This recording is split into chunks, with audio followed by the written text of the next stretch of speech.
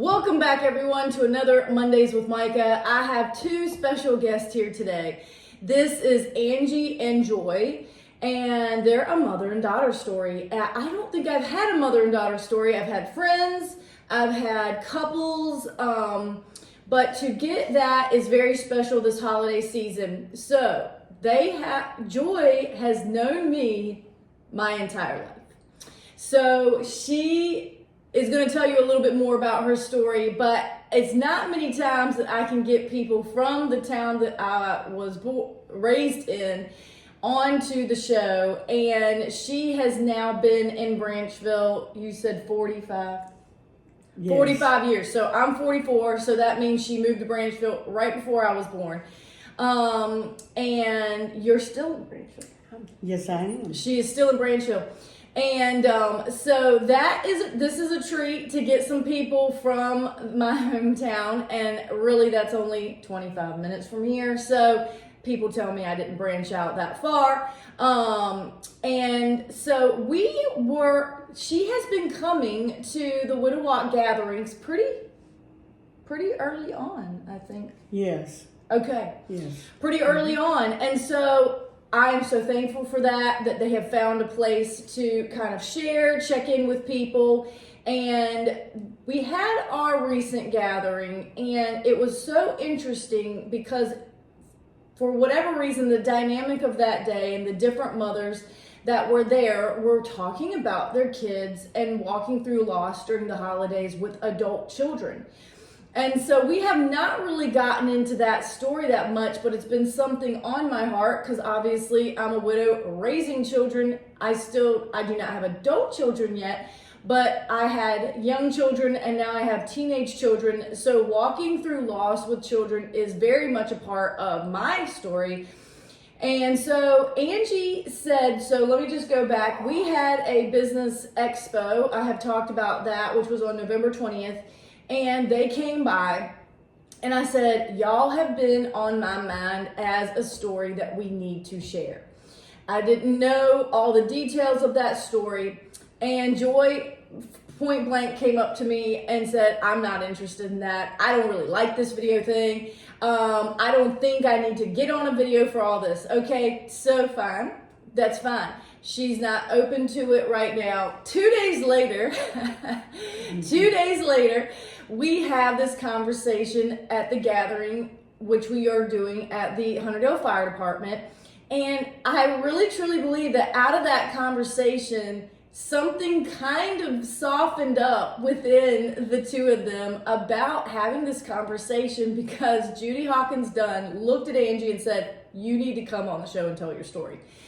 And then Joy said, well, if she comes on, then I think I'll come on. And I'm like, well, praise God. This has just really turned around in 2 days' time. And here they are. A week later, we're recording this to have it prepared because I am telling people that I'm trying to do as much in November so that I can protect my December, okay? The more things I can knock out in the month of December, my Christmas cards, these Christmas gifts, then we can just enjoy December. I'm not doing no decorations in December. We did everything in November this year. I don't know why, but I guess it's what I'm telling you now, that if you prepare in November, then you can protect your December from turning into a stressful experience. So with all that said, welcome Joy and Angie, and how would you like to start this? Can you tell us where you grew up? Well, I came from Newsoms, and when I got married in 1980, me and my husband, we resided in Branchville, and in 1991, he got killed by a drunk driver. And that happened on December? On December 23rd. He got killed by he was coming home from work that night, and a drunk driver killed him not far from our house, to tell you the truth. And it was right here, right around Christmas time. And where did he work? He worked at a grocery store in Murfreesboro, and he was almost at home when this happened. The man that killed him that night lives right down the road from me. But anyhow, my children were 7 and my son was 3.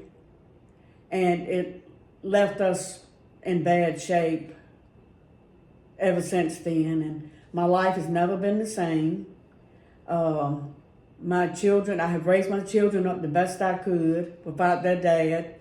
We have really missed him, and it was just a terrible thing to happen. So I advise these drunk drivers, please don't get on the road and drive and kill some innocent person, because it's a terrible thing. And so that has now been, you said, 34 years ago. That was Ben's number, 34. He wore that basketball. That was we put that on my husband's tombstone, hashtag 34. So here we are. We're not on 34th Street, but 34 has a good memory for me, that number. And again, the timing of all this happening, I just feel like the Lord has orchestrated things bigger than us. So some of the questions that I like to ask is, where did you see God in this story? How can you see God in a story with sudden death from a man who did nothing wrong? And for a lot of people, there's anger about that for some time after. And so here you are, still alive. What are some of the things that you did? Well, I do remember at the time of his accident, my husband and I, we had not been going to church. We had been going to church in Branchville. We had not been going lately. So when that happened to him, I decided I needed to go back to church. I felt like I wasn't doing something right in my life.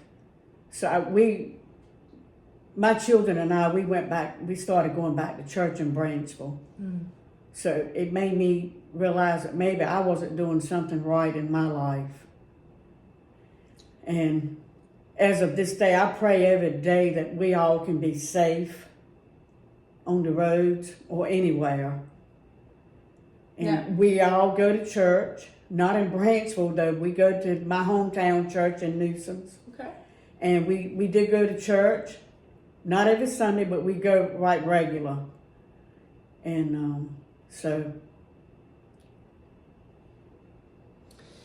Now, Angie, since you were 7, so I had a 5 and 7-year-old when that happened. What are some of those early memories that you have of that? The memories I have a lot of memories of my dad when he was a meat cutter, stealing stickers out of his shirt pocket and his markers and just having the best time sticking everything in the house with the stickers. I remember wearing his hats a lot. He always had a lot of different hats that I always wore. But now, I think at that time and age that you have more memories than you think you would have. And I feel like that's a gift from the Lord, that you're grown enough. I think some people say before 3 you can't really remember much. I know I can't remember much way past that, but to be honest. But then there's those that you have those vivid memories that are still very strong there. Now, once this happened, I mean, this is considered trauma, y'all. So this is trauma. And trauma, the more I learn about it, really changes your worldview as a person. Like, it neurologically affects how you see things, how you think about things, and pretty much for the rest of your life, unless you start doing some deep therapy that is at a neurological level. There's a thing called hypervigilance, which is where you're more aware of things. You're kind of more attuned to what's going on. You're looking at the whole room. A lot of military people are like this. They're actually trained to have it, where if I ever go anywhere to a restaurant with a military person, they always want to sit where they can see the whole room. They never want their back to the room. And so I'm aware and intentional and let them kind of, if I would just randomly sit down, I can tell they need to get somewhere, but they don't always want to ask. I said, sit where you need to sit, where you feel like you can protect all of us, because it's still in there, even if they're no longer in the military. Right. So, Angie, what were some of the early things that you felt like, were you the oldest? I was oldest. Okay. And so you become mom's helper. Yes. We learned a lot of things at home. We learned a lot of independency. I learned to cut grass at an early age. We learned how to rig things up at home to make them work. So we learned a lot of things, Mom and I together. So that's why, not why, but this is a team here. They have worked together, and now have you been with your mom all this time, or you had a time away? I had a time away. I'm divorced now, but I've been with her for the past 6 years, living with her. And now you have 3 generations in the house? Yes. So that's a blessing. That's a blessing. Yes. And even so, sometimes through hardship, things happen. Then things evolve, and sometimes I think it's for the good. Mm-hmm. It's for the good, and it's for our good. It's going to be good, even though things came out of not such a good situation. So with that, going back to your teenage years and things like that, if you can remember some of this, like when you were realizing that, not that you didn't know, but once you start growing up a little bit more and seeing like for example, some friends of ours, they had a father-daughter dance. There's certain things that happen that you're like, oh, I don't have someone, where it doesn't always affect you, but then there's certain things that you realize, oh, I'm a little bit different in my story. Yes. Was there any other friends that you had in school that didn't have a father as well? Not that I can remember. I think I was the only one that didn't have one of my parents. Okay. And do you remember just thinking did it bother you, or you just became accustomed to this life? And it bothered me. It would bother me to see, other kids with their dads at the prom and, doing different things, fishing, hunting, just little things. And so did you, as your mom was saying, you kind of led into the Lord a little bit more. Did you have some things that we're discussing here in these gatherings is that a lot of these widows did not really grieve in the beginning. And it kind of hit them in waves, sometimes years, if not decades later. And a term that I have learned through this process is that it really wasn't safe to grieve. And sometimes you're not even safe within yourself. Like, you're not sure how deep the grief goes. And if you've watched some of these movies where there's someone crying in a very guttural way, I don't want to do that. Right. And so you just kind of keep pushing things down the road and, hope for the best. And for some, that seems to get them pretty far. Have you had some moments as an adult that you felt like triggered something from your childhood that you really kind of weren't expecting? Yeah. Just you look around and you see people, you see people with their dads and you're like, I don't have that. Right. And so these are still tender emotions. These are still real. They're having to go through it this time of year. And even Joy was saying, when you know that the perpetrator, this is more common than we want to discuss, that there are drunk drivers driving on a regular basis, functioning drunks, if you want to call it. And sometimes it doesn't go their way. And sometimes it actually takes people out.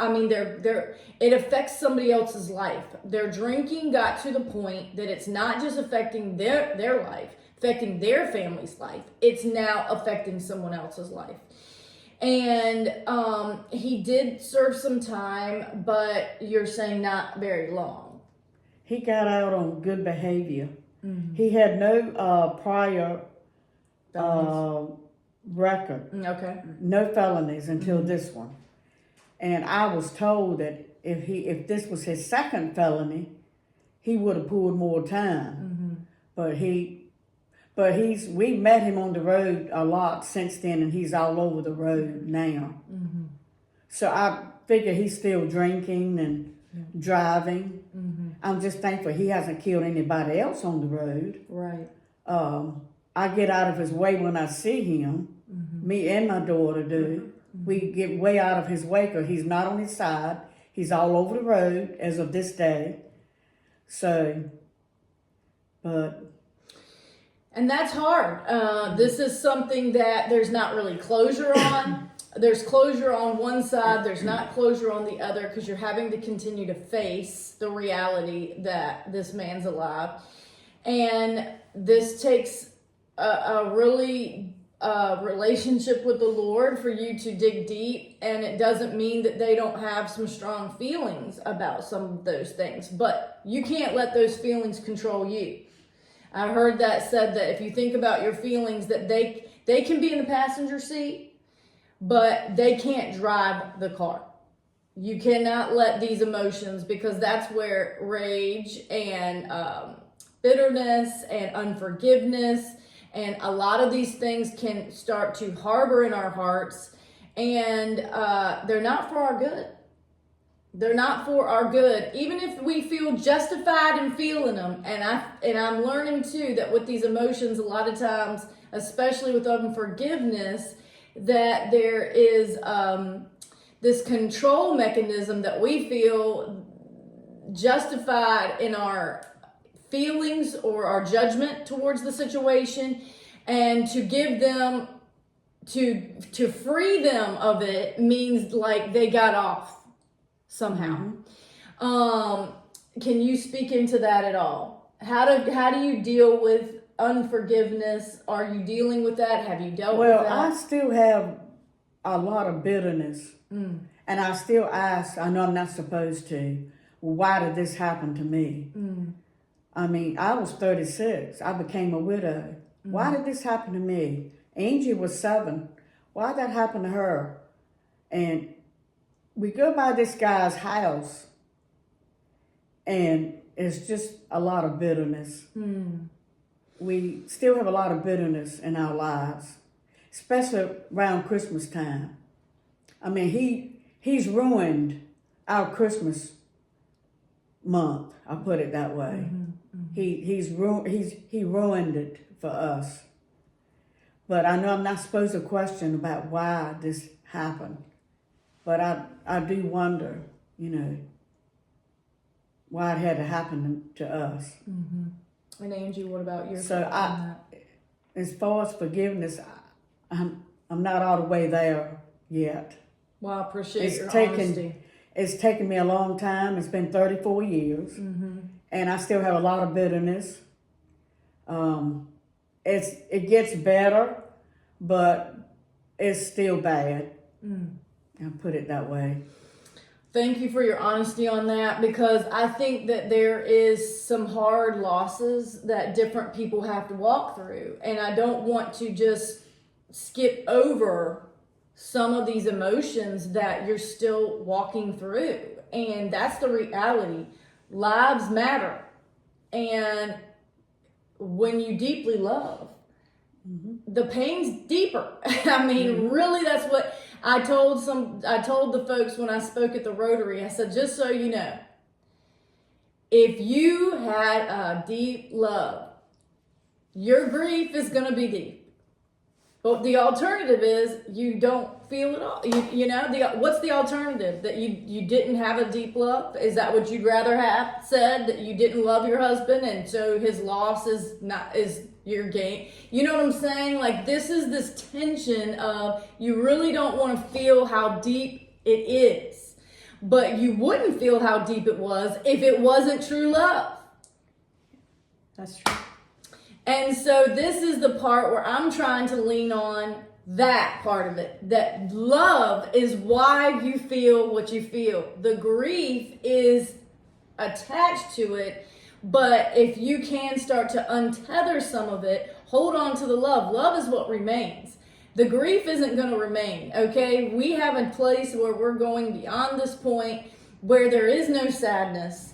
So I'm trying to hold on to the fruits of the Spirit that will be there, more so than the ones that are going to drop off here and remain here. So with that being said, Angie, walking with your mom throughout this journey and hearing these types of conversations, I'm sure it's made you more of a mindful driver. Had you be someone that potentially never drank? I mean, what are some choices that you made that were affected by all this? Right. Well, I've had several friends that I've been with, and they just thought it was okay to drive drunk home, and I'm just not going to allow that. I'm just not, with what we've been through, and to see that, I would never want somebody that I love or know to kill somebody else on the road that's innocent. So again, what people may think, it's not a big deal. You know, like I said, these functioning drunks, they're kind of driving on a regular basis. They figured out how to maneuver, but one of those days it may just tip a little further because of whatever reason, and they don't realize that they are not as cognizant driving as they thought. And then another life is lost, or lives for that matter. And here's the reality. There's a book, I can't think of the name of it, but one of the statements that she put in the book, she said, you have to nail your why to the cross. Like that's easier said than done, y'all. That you have to nail that why us, why me story. And there's been those you've probably heard us say, why not me? I had to think within my own story, well, daggone it. The Lord must think I'm pretty strong. If I was 36 too, you must see something in me if you think I can handle this. That is how my brain worked. Very different scenario here, because even though both are sudden loss, one felt like it was the cause of another.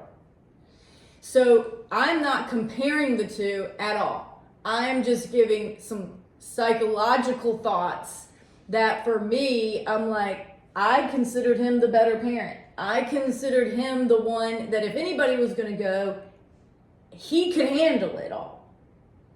But he's the one who went. And I also say, and I don't think they may have heard me say this, that God did not stop loving me when he rewarded my husband with heaven. Well, you have to keep going, because this has happened to you. You have to hold your head up, and you got to keep your family going. Yeah. You got to be the head of the household. You got to make decisions on everything. And it's a hard road, but I made it, and Michael's going to make it too. Hey, we're making it. This is what resilience looks like, okay? When you want to put things into a term, resilience is continuing to face hard things, and it doesn't mean we're not scared. It doesn't mean we feel fully qualified. But I'll tell you, those things, like you said, the way you started cutting the grass, you feel differently now. Mm-hmm. Anything that we do, the more we do it, the better we get at it. Mm-hmm. Whether we felt qualified to do it ever. That's just the nature. So we are capable, and something that I'm telling my friends this year, because I've done some new things, and when I sit down and journal, sometimes I write things more encouraging than how I'm talking to you right now. And what I wrote down for this year in particular is that I'm ready and capable to handle anything that is ahead. Mm-hmm. This holiday season, I'm telling you, if you do not want to face it again, these months sting more. That's the reality. The reality of the loss is greater. It's more pronounced, if you want to say. We see it in more of the everyday little things when you're doing this or that. it just comes to your mind more. Therefore, if you're not okay with the loss, it's haunting you in your mind. And then you're having to face this reality of coexisting. You're still having to press through, fight through the funk, I say, and get through life. Now, as Joyce just said, she did it. It didn't mean it was all fun. Right. It doesn't mean it's well, still fun. It was a lot of ups and downs, but you go with the flow. You do the best you can. You're the only parent, and you just, all I can say, you just do the best you can as the head of the household. Did you have any support with your family? My family was a big support to me. I do remember he died on December 23rd, and December the 24th, my mother came over. She spent the night with me, and she helped me set out Santa Claus toys and stuff. And we would laugh a while, and we would cry a while. So that first year was really rough. I mean, it's still rough, but it does get better. But the first year was like I was in a daze, trying to take care of everything. You know, the household, the bills, and, you know, just keeping up with everything. And Angie in school, and, you know, my son was 3 years old. So the first year was really, really rough. But my family helped me. My mom and my dad, my sisters helped. So I had a lot of family support. Until they got a little bit older. And Until y'all they got older, yes. And where were you working at the time? I was not working. Okay. I was a stay-at-home mom. He didn't want me to work. He wanted me to, you know, stay at home with my kids. You know, Angie was in school, and my son was 3, and he didn't want me to work. He wanted me to stay at home. So that's what I was doing at that time. Did you have any will or any of those types of things in place? We never even thought about a cemetery plot or a will. He was 37, I was 36. We hadn't even talked about it. I mean, you know, at that age, you don't think about it a whole lot. Mm-hmm. So, you know, what did you do with all that? How did you? As far as the cemetery plot, we didn't have anything picked out. So my mother-in-law, she had several plots picked out at the Boykin Cemetery. So she picked one out for, you know, her son.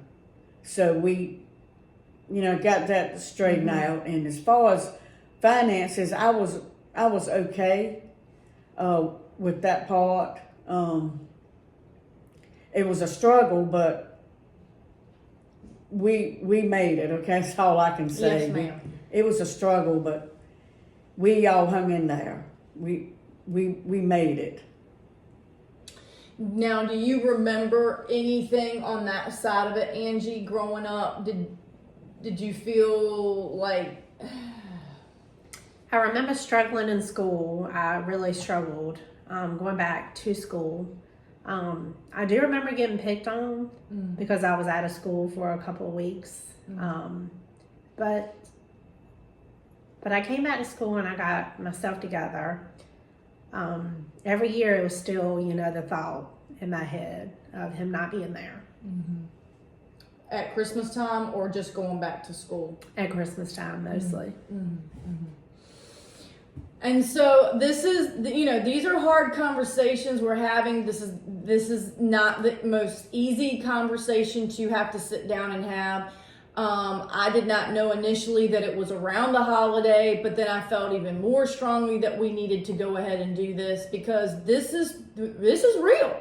This is the point of these videos, is to share with you, the viewer and fellow widow or widower, just what it takes to walk through loss And not just the first 3 years. This is 34 years of walking through it. And that's an honor to have y'all here, because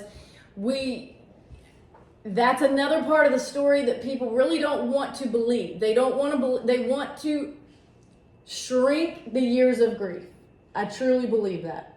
They would rather mentally think, well, this will pass. This is just a phase of the story, of the journey.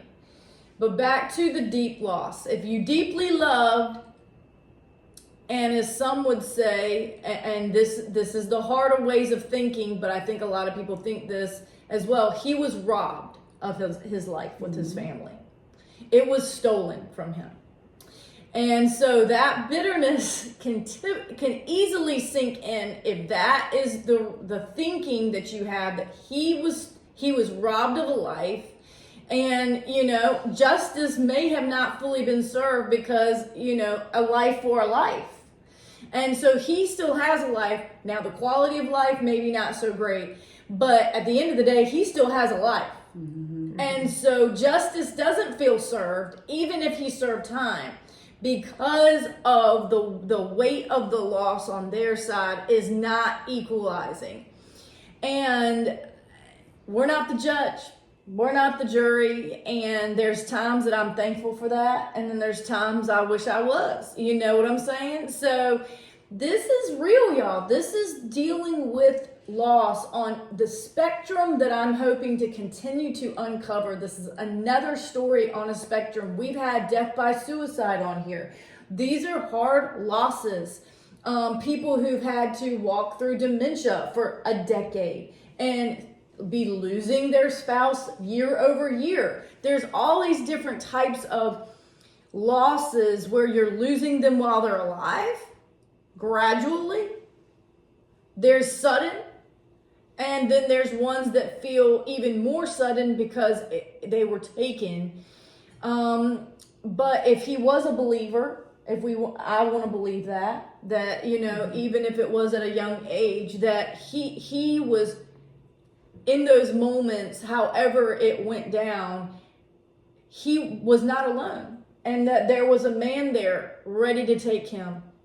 And I know for me personally that I almost feel like they're doing more good for us there than they could have done for us here. That does not make it easy, okay? I'm not saying that.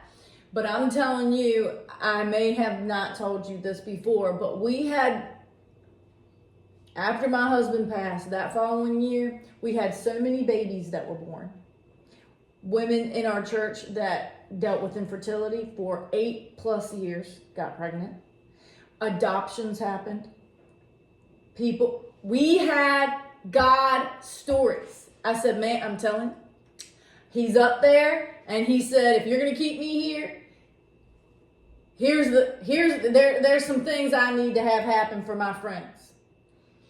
Now, that's my imagination. I have no real facts on it, but the timing of stuff happening that had been a hope-deferred story within that next year all came into play. Our alive today stories. Miracles started happening. And so I don't want to continue talking more, but I want to just give you my glimpse into it, that there's an open portal. Okay, this is not, there's some scripture about this, but when losses happen, and obviously there's people dying every day, we may not know them all. I feel like there's an opportunity for the one who remains to ask for big things. It's the big ask. I am challenging you, the widow and widower, however hard it is this holiday season, that the deeper the loss, the bigger the ask to Jesus needs to be.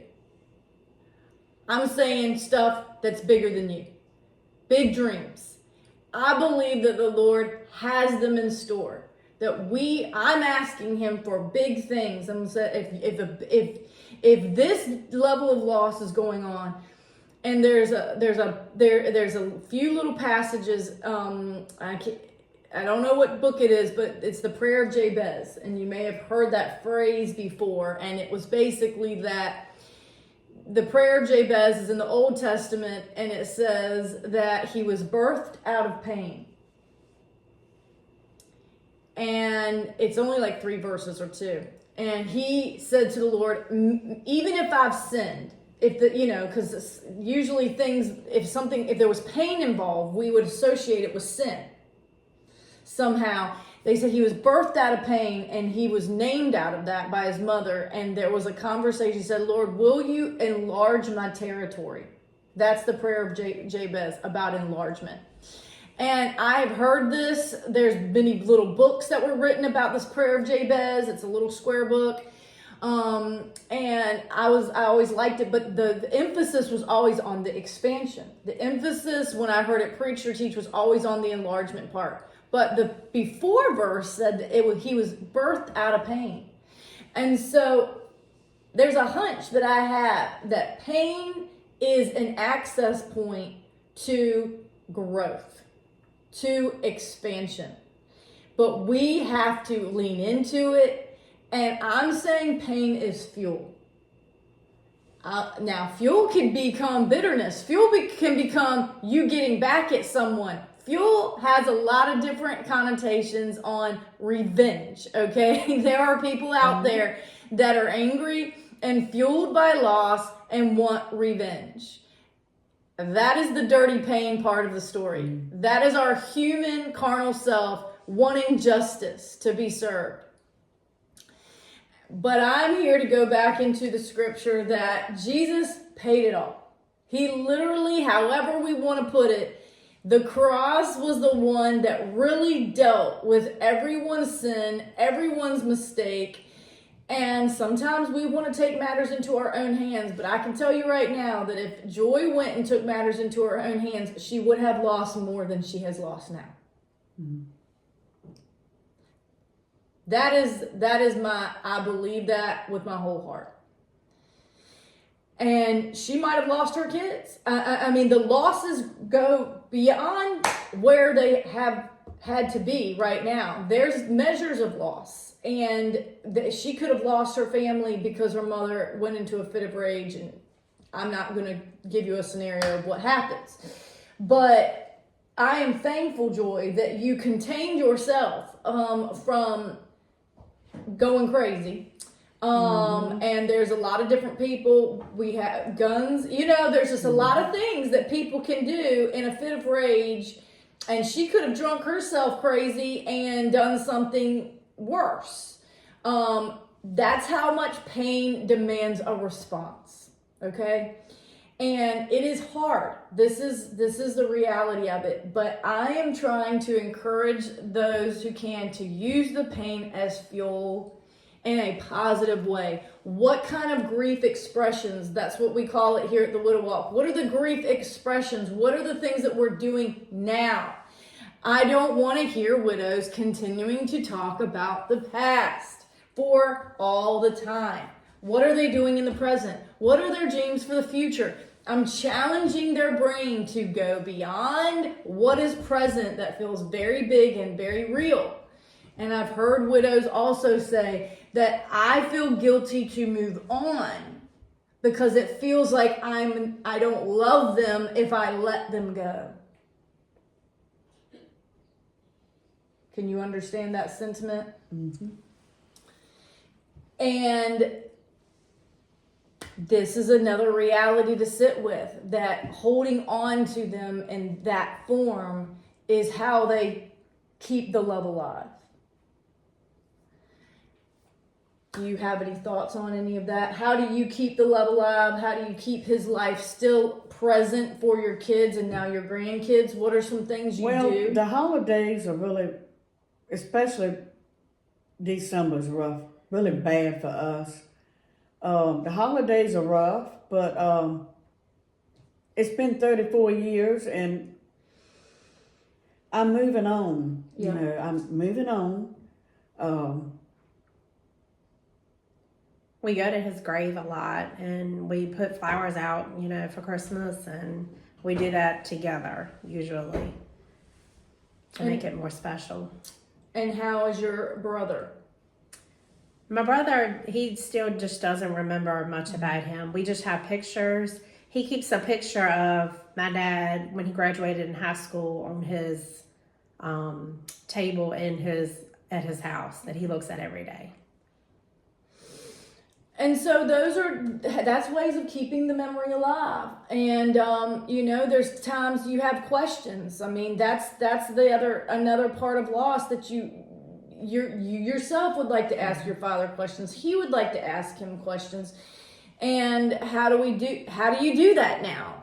Prayer is really the only way. And to ask the Lord instead, basically, we have to go to our Heavenly Father for guidance when we have a earthly father that is here to really be a representative of that. And so that's something else that I've had to tell people. I said, there is no in between. You can go directly to God now. When a husband and wife get married, usually they're a team, and then you're kind of taking things to the Father. Well, you don't have him in the middle now. You can go directly to the Father. It didn't mean you couldn't go before, but the order somehow changes a little bit when you aren't a team anymore. You're not waiting for him to have discussions. You go to the Father, or you're talking to your husband you know what I'm saying? I know a lot of widows do that. You're asking your husband questions. You're having an open conversation. He's not here, but you feel like these thoughts come to you in these open conversations. What would he have done? How do I do this or whatever?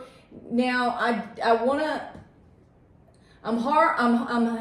getting into a few different things because I just have to. I don't want to be the only one saying it. I need the facts, and the facts is from the people. Now, you said that family came to support you in the beginning. What about community? What about church community? How long did you get support?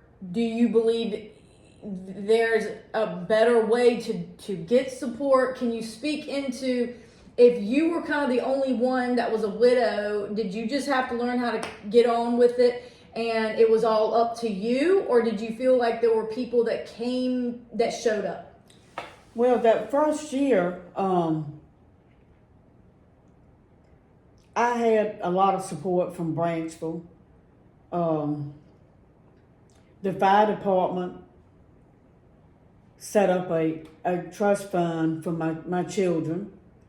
The Branchville Baptist Church, the church you went Yes. to, they gave us a tremendous donation. I had a lot of community support that year. And also the store that my husband worked at, they gave us a lot of, support too. And so I had a lot of support from the community. Support. Yeah. So I've had a lot of support, and to this day, people still come up to me and ask me how am I doing, and they still remember it 34 years ago. But I still have, a lot of support from my family this time of year, and so I'm very happy that, we still have support from people.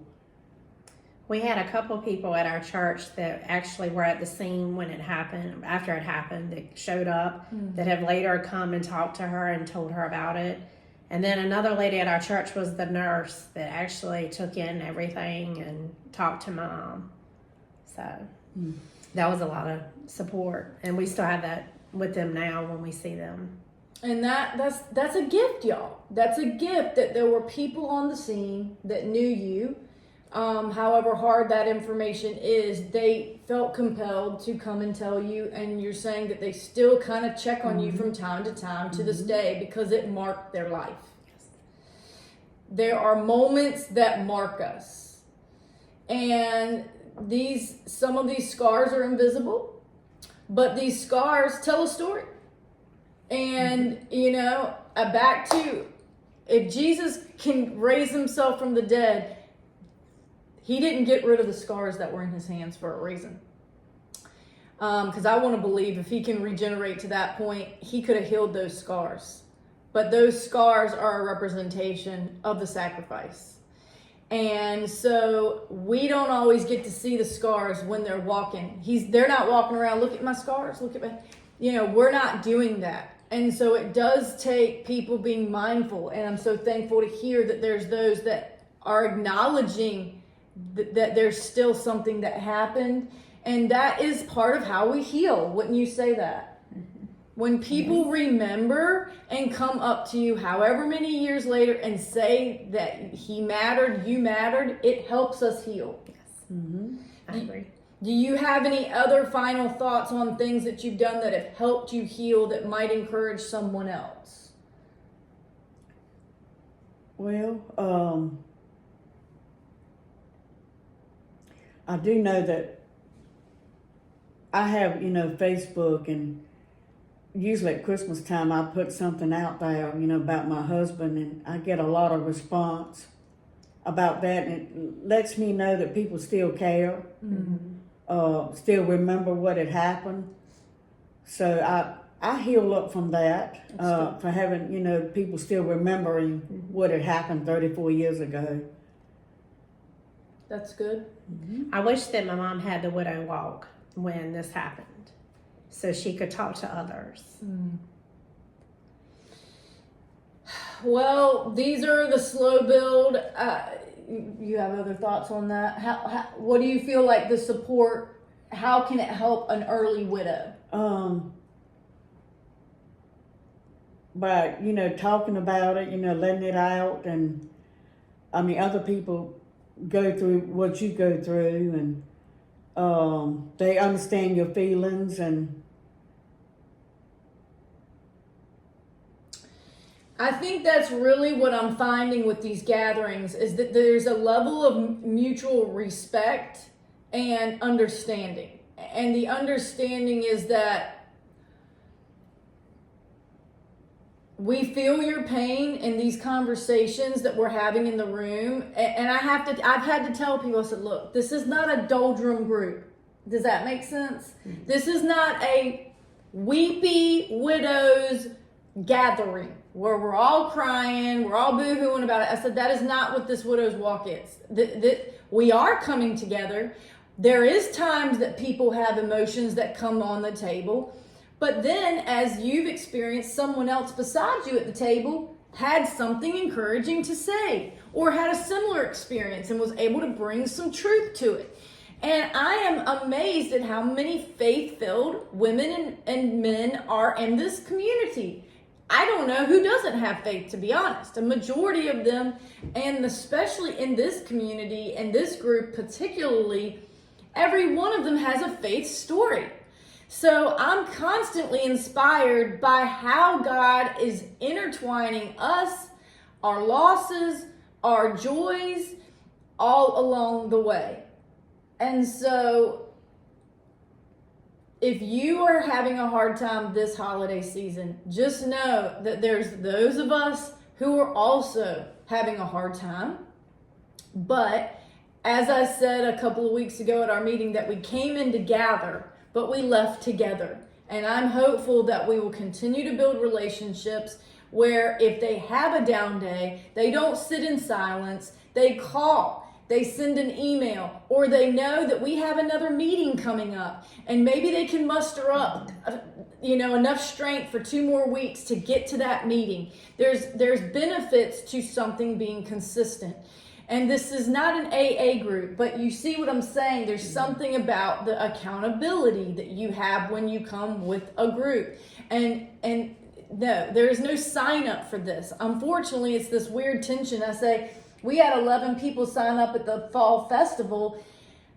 I'm excited about that. But then that means 11 more losses were real. It's like you don't want to grow the group because that means there was another loss. But then I do want to grow the group, if you know what I mean. So this is this interesting tension. But Barkey Wright, I've asked him multiple times. I said, more people are dying, man. He said, no, you just know more of who they are. So on average, they have about 130 deaths a year. But when deaths come in threes or whatever they say, it feels like there's got to be 200. Mm-hmm. And he said, no, not really. On average, this is pretty much how many we have. So that's fascinating to me. I know some people, are you comfortable going to funerals? I'm okay about it now.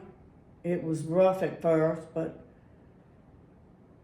it doesn't bother me, too bad. You have any final thoughts, Angie, on it? Just for the kids, if you're going through loss, just try to talk to someone and try to get as much advice as you can. And did you find that talking about your father was more helpful when your mom would talk about him? Yes, I did. Mm-hmm. I did, because I learned more about him. And so this is helpful for me because I'm living in the present, so I'm not always talking about the past. But we have to learn when there's children who didn't get to know somebody to still be open to having those conversations that can be hard because it can open something up where you're more tender to remember.